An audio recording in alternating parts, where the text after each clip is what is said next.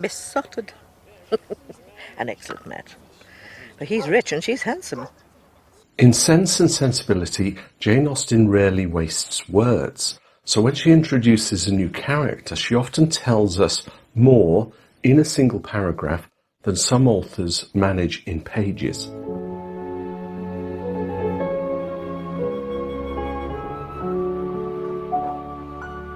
Mrs. Jennings is no exception. Here's how she first appears in Chapter 8. Mrs. Jennings was a widow with an ample jointure. She had only 2 daughters, both of whom she had lived to see respectably married, and she had now therefore nothing to do but to marry all the rest of the world. It's a comic line, dry and observational, and yet it quietly sketches the boundaries of her world. Mrs. Jennings is not a woman driven by vanity or cruelty. She's not rich enough to be feared, nor elegant enough to be admired. Her power lies only in presence, in being around, being loud, being curious. She fills space with words, laughter, and unsolicited opinions. Ah, here's my mother-in-law. What kept you so long, madam? Too much time at your looking-glass, I'll be bound. Wicked man. Oh, my looking-glass days are over these many years. And in a society where quiet women hold more currency, this makes her instantly suspect. It's easy to forget Mrs. Jennings isn't just a guest at Barton Park, she's family. She is Sir John Middleton's mother-in-law, and we quickly sense their similarities. Both are gregarious, fond of gossip, more invested in sport and matchmaking than refinement. F major.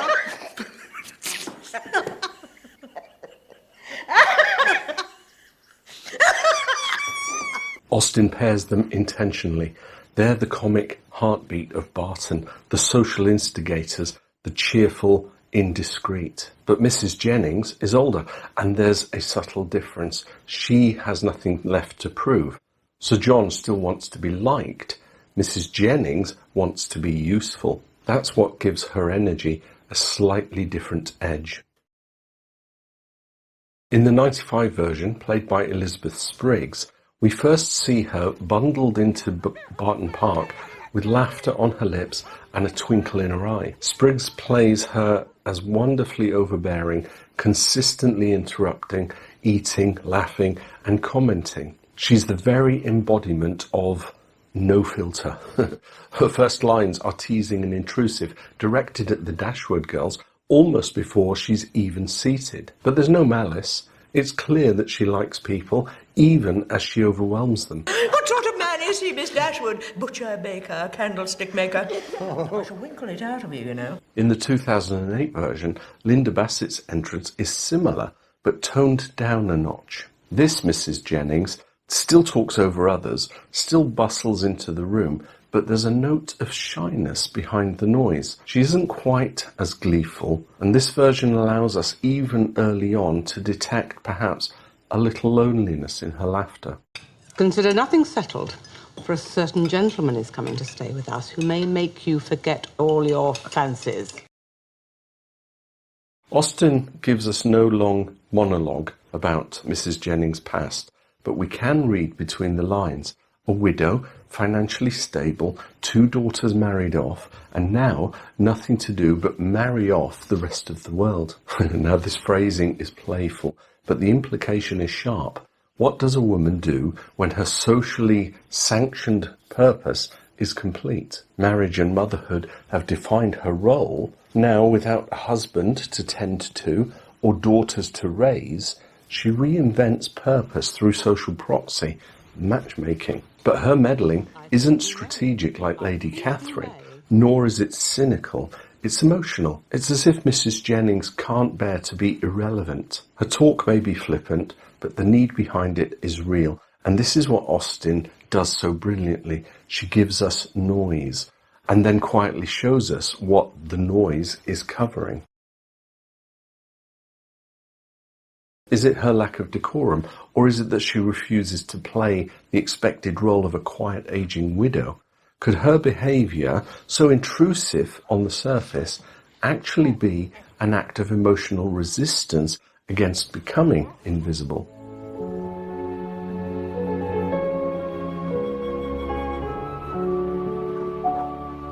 If Mrs. Jennings' first appearance at Barton Park introduces her as a woman of boundless energy and questionable boundaries, then the following chapters cement her as a woman on a mission, one that she takes almost religiously. And as I mentioned earlier, that's matchmaking. By the time Eleanor and Marianne are properly settled into life at Barton Cottage, Mrs. Jennings has fully devoted herself to calculating their futures. I think I shall try a little experiment on him. Oh, no. Mrs. Jennings, please, leave the poor candle alone. No, my dear, it's just a thing. All suitors need a little help. She reads affection at every glance, assumes engagement after every dinner invitation, and nudges romantic ideas into the air, kind of like blowing dandelion seeds, and hoping one will take root. And this behaviour reaches its first crescendo with Marianne and Willoughby.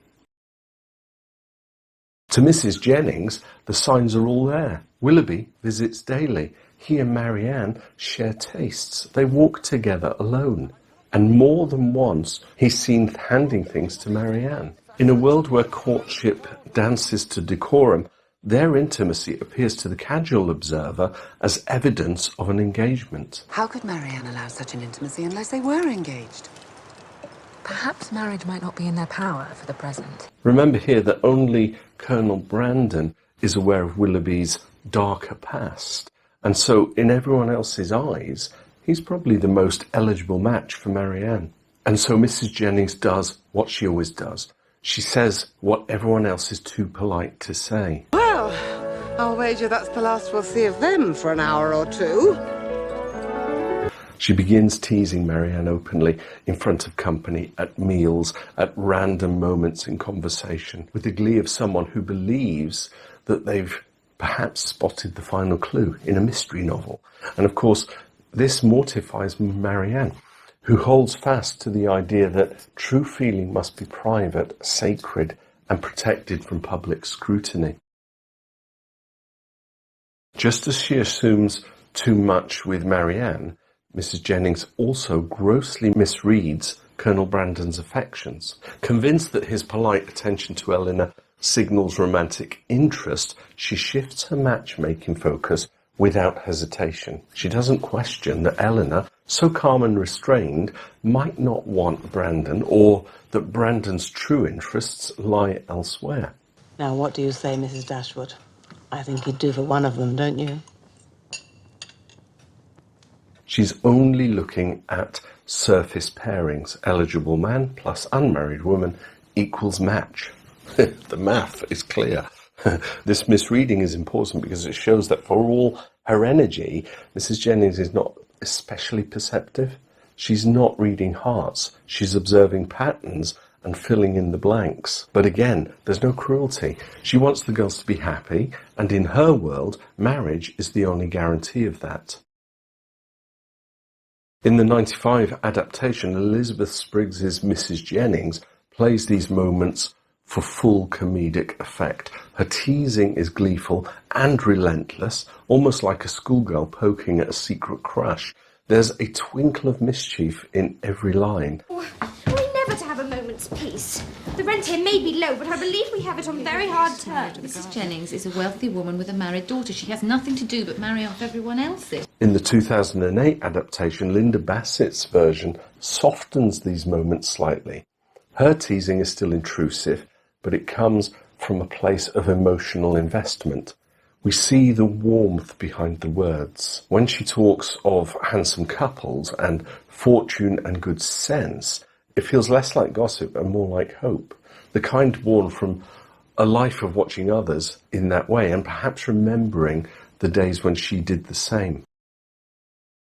So it could be easy to stop here and dismiss Mrs. Jennings as a noisy caricature, but Austen, always a few layers ahead, wants us to pause, because while Mrs. Jennings gets the facts wrong, she is also the only person who speaks openly about love. Everyone else in this part of the novel is either hiding, guessing, or deflecting.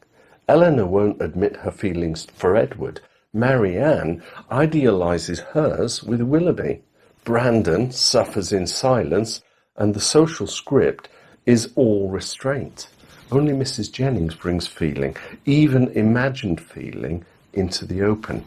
In this way, she becomes a kind of emotional disruptor. She misfires constantly, but in doing so, she forces others to confront what they feel, or at the very least, what they're afraid to say. So what if Mrs. Jennings' incessant matchmaking isn't just busy work, but a way of bringing feeling to the surface in a society that hides it?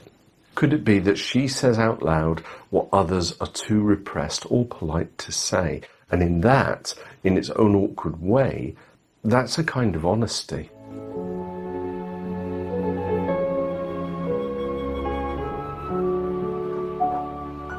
Mrs. Jennings' invitation to take Eleanor and Marianne to London could at first glance be mistaken for yet another social plot point, a chance to move the girls into new circles, new locations, and of course, new romantic speculation. But Austen writes this moment with subtle care, and how we interpret it tells us everything about where we are in Mrs. Jennings' arc. I make for London shortly, and I invite you, Lucy, and both of Mrs. Dashwood to join me. Let's begin with what the girls think of it. Marianne, heartbroken, reclusive, and deeply private, wants nothing less than to be paraded around London's society while she's grieving Willoughby's absence. Eleanor, ever the tactful mediator, suspects that the offer will come with strings attached, such as endless social calls, more matchmaking, and the emotional weariness of keeping up appearances. And yet, Mrs. Jennings offers the invitation freely, not because she stands to gain, not because she wants to be seen as charitable, but because she genuinely wants to help. She is by this point fond of the girls, and fondness to Mrs. Jennings takes an active form, doing things, arranging things, talking things into motion. In the 95 adaptation, the invitation scene is brief and comical, wrapped in Mrs. Jennings' usual loud laughter and busy speech. She talks over everyone, insists on the girls coming with her, and paints the trip as a jolly social adventure. Mrs. Jennings, you are very kind, but we cannot possibly leave our mother. Oh, your mother can spare you very well. Of course I can. I could not be more delighted. Elizabeth Sprigg's delivery makes it clear she's thinking of balls, bows, and conversation, not heartbreak. But crucially, there's no hint of cruelty. She thinks she's offering joy. Whereas in the 2008 adaptation, Linda Barrett's Mrs. Jennings delivers the invitation with a quiet undercurrent of care. No more demurrals. Your mother and I have settled it all between us. To town you shall go. She senses, in her own clumsy way, that the girls need a change of scene. Her tone is lighter, her approach less intrusive. We feel her desire not to impose, but to offer comfort, even if she doesn't quite know how. This adaptation allows us to glimpse, just for a moment, the emotional intelligence that lives behind all of the meddling. It's not refined, but it is sincere.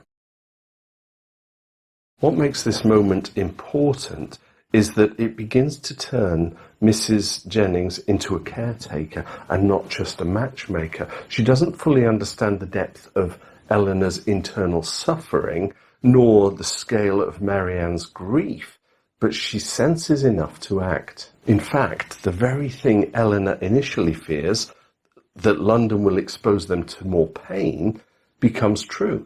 But not because of Mrs. Jennings. The pain comes from Fanny Dashwood's coldness, from Lucy Steele's secret, and from Willoughby's betrayal. Mrs. Jennings doesn't cause it. She simply tries in her own bustling way to help them survive it. Was Mrs. Jennings' invitation perhaps a misstep? Or was it the first real moment of emotional courage in the novel? Someone acting with warmth, even without full understanding.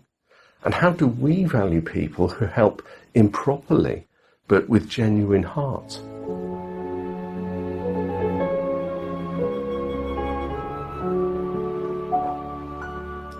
Until this moment in Sense and Sensibility, Mrs. Jennings has been loud, enthusiastic, and depending on who you ask, either a delight or a nuisance.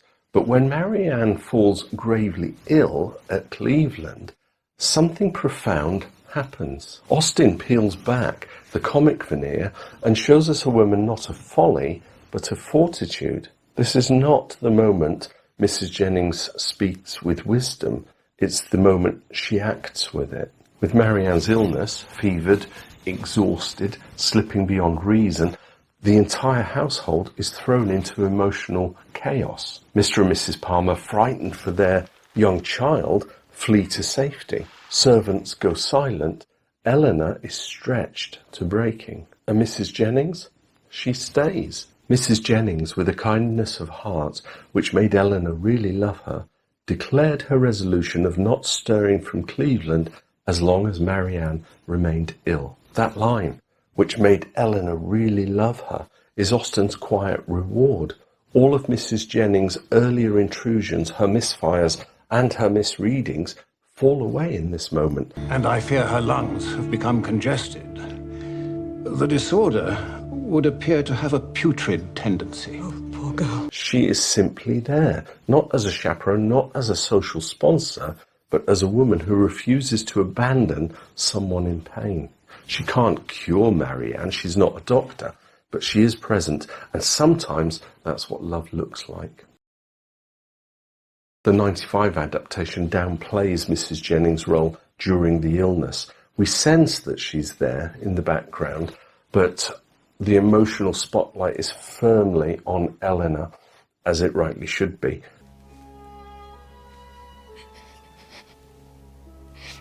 Do not leave me alone. Elizabeth Spriggs still offers a kind of quiet support, but much of her transformation is implied rather than shown. The 2008 adaptation does more justice to the moment. Linda Bassett's Jennings stays behind when all the others flee. She stops fussing, stops talking, and simply supports. No lines, no performance, just human empathy. It's one of those rare moments where stillness in Austen's world becomes louder than any speech.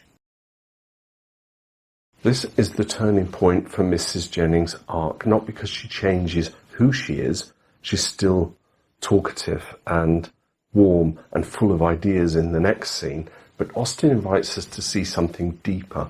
Behind the gossip and the matchmaking is true moral substance. Her kindness may be loud, but it is real. Isn't it curious that in the world of refined manners and polished appearances, the character who's mocked for being too much becomes the one most willing to stay when things fall apart? I wonder how often we overlook people like Mrs. Jennings in our own lives, perhaps because their care doesn't come wrapped in a sort of elegance.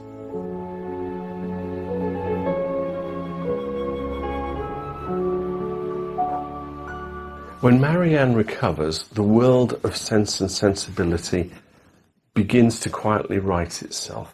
Lovers are revealed, fortunes are lost and found, secrets are spoken aloud. But as Austen lines up her final romantic resolutions, Edward and Eleanor, Brandon and Marianne, one character without fanfare or flourish continues to do what she's done all along, and that is care. Mrs. Jennings doesn't demand recognition. She doesn't centre herself in the drama. She simply returns to her usual place, part of the backdrop, but now with a profound emotional weight behind her presence. At the start of the novel, Eleanor finds Mrs. Jennings exhausting, and understandably so. Eleanor is all quiet dignity, inwardness, and emotional reserve. Mrs. Jennings is everything she is not, expressive, inquisitive, and chaotic. Austen tells us something subtle but powerful. Eleanor doesn't just tolerate Mrs. Jennings anymore, she loves her. She comes to see her clearly, not as a meddler, but as someone who constantly shows up, someone who offers herself awkwardly, noisily, but sincerely. This shift is one of the quietest, most satisfying arcs in the book, the reconciliation of Sense and Sensibility. 1995's Mrs. Jennings remains comedic to the end, warmly present, but never fully transformed in the film's emotional lens. Her role becomes background once the main romances take centre stage, and we lose some of her personal arc. Still, there's an affection in how she's treated, a soft presence that lingers just enough. Linda Bassett's portrayal in the 2008 version honours her evolution more clearly. We see Mrs. Jennings in the closing scenes not as a caricature, but as part of the emotional fabric that supported the sisters through heartbreak and into healing. What's remarkable is how consistent Mrs. Jennings is. She never becomes elegant. She doesn't suddenly speak in delicate phrases or perform depth, but she remains exactly as she is. And because she's now seen through a lens of appreciation rather than judgment, we as readers and viewers finally understand her value. She reminds us that consistency is itself a kind of love, and while others faltered or disappeared, she was always there, talking too much, asking the wrong questions, but never once walking away. And in a novel full of characters who perform politeness while hiding selfishness, that kind of integrity matters. So what does Mrs. Jennings teach us about how people can grow in the eyes of others? Not because they change, but because we finally see them properly. Is that, in its own way, one of Austen's most radical lessons?